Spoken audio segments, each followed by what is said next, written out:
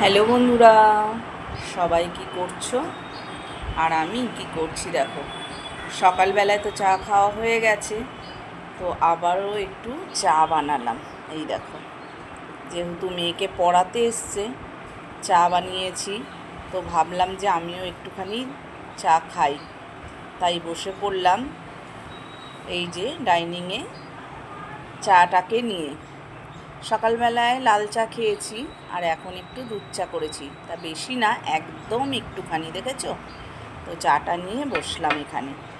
তাই ভাবলাম যে তোমাদেরকে একটু ভিডিও করে দেখাই।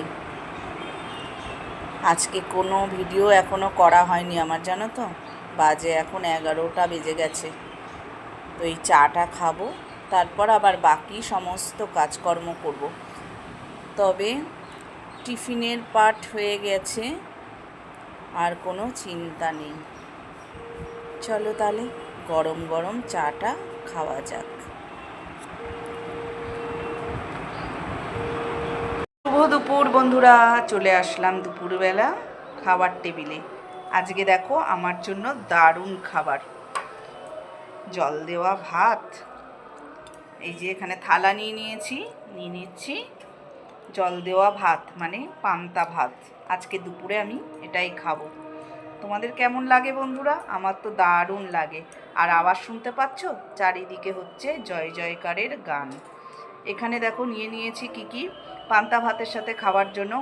প্রথমেই তো নিয়েছি লবণ, লঙ্কা, পেঁয়াজ। এখানে রয়েছে বেগুন ভাজা, পটল ভাজা, কুমড়ো ভাজা, আলু ভাজা, সাথে রয়েছে মাছ ভাজা। বুঝতেই পারছো এগুলো গতকালকের, আজকের কিন্তু কিছুই নেই। তো এটা আমি খাবো, ওদেরকে আবার গরম ভাত রান্না করব।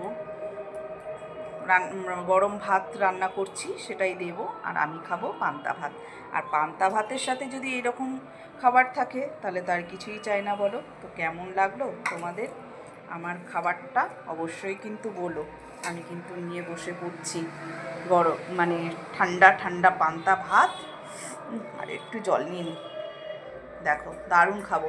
এর সাথে গন্ধরাজ লেবু হলে খুব ভালো হতো, তবে গন্ধরাজ লেবু নেই, আছে পাতি লেবু, কিন্তু পাতি লেবুটা নেব না, এই দিয়েই খেয়ে নেব আজকে পান্তা ভাত।